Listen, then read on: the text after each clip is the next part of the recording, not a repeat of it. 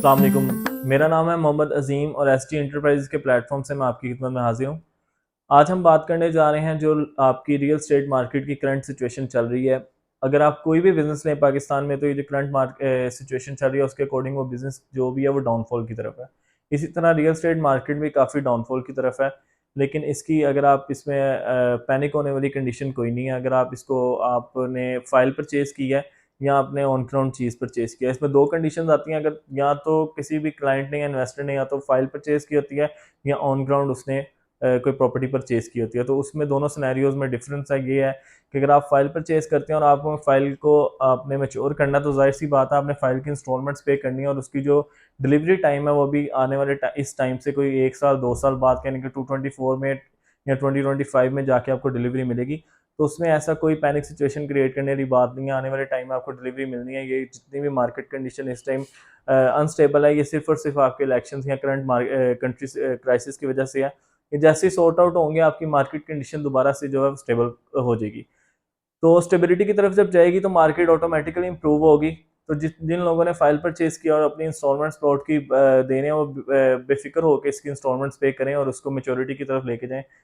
जो इसका delivery time है, लेट्स सपोज अगर आपको 2024 में प्लॉट की डिलीवरी हो रही है या आपको 2025 में प्लॉट की डिलीवरी हो रही है, क्योंकि जो भी कोई प्रोजेक्ट है इंस्टॉलमेंट्स का प्लॉट्स का, वो 2 to 3 ईयर्स इंस्टॉलमेंट प्लान के साथ आता है या 4 ईयर्स इंस्टॉलमेंट प्लान के साथ आता है। तो उसमें ऐसा कोई आपको कोई किसी तरह का लॉस नहीं होगा, क्योंकि आने वाले टाइम में जब मार्केट कंडीशन थोड़ी स्टेबल होगी तो आपको ये प्रॉफिट बैक आ जाएगा। दूसरी चीज़ है on ground property. On ground property में अगर देखा जाए तो नॉर्मली अगर आज की मार्केट कंडीशन आप देखें, तो जो आपने अगर बाय पहले किया तो उसमें आपको थोड़ा बहुत लॉस ज़रूर होगा। लेकिन अगर आप कुछ लोग होते हैं, उनका पर्पज़ ये होता है कि उन्होंने अगर प्रॉपर्टी बाय की है, उन्होंने घर बनाना है उसके ऊपर और उन्होंने वहाँ पे रेजिडेंस मतलब वहाँ पे रखनी है, रहना है वहाँ पे, या उनका दूसरा क्राइटेरिया ये होता है कि उन्होंने प्लॉट परचेज कर लिया ऑन ग्राउंड और अब उन्होंने उसको इन्वेस्टमेंट पर्पज़ के लिए लेके चलना है।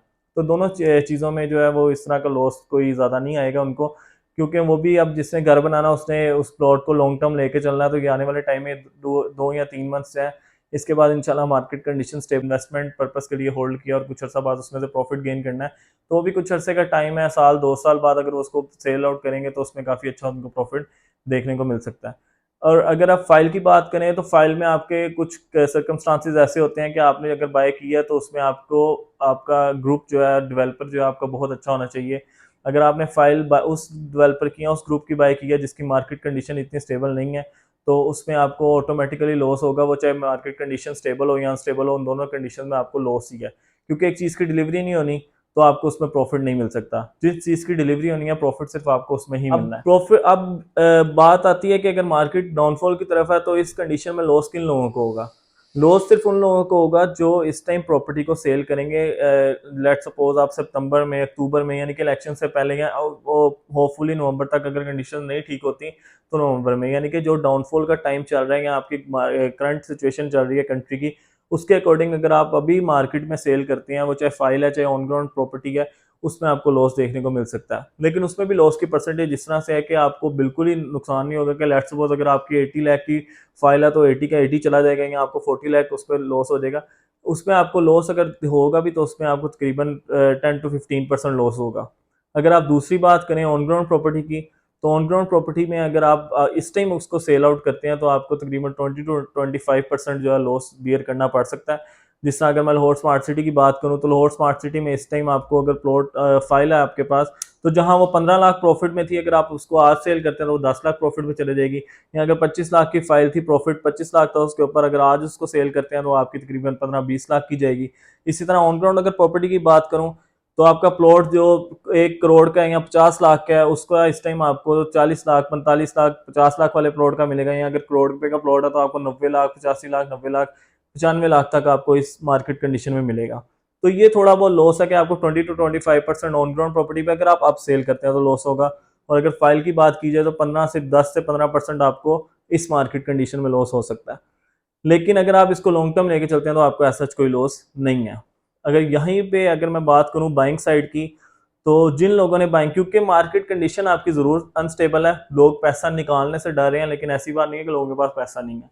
तो जो लोग पैसा होल्ड करके बैठे हैं, बैंकों में पैसा रख के बैठे हैं कि प्रॉपर्टी की मार्केट की कोई समझ नहीं आ रही, डाउनफॉल की तरफ जा रही है, इसमें लॉस मजीद हो सकता है, तो उनके लिए ये एक टाइम है कि वो इस टाइम पे अपनी बाइंग करें। और जैसे कि मैं आपको बता रहा हूँ कि जिन लोगों ने आज फाइल बेचनी है उन्हें 10 से 15% डिस्काउंट लॉस बियर करना पड़ सकता है।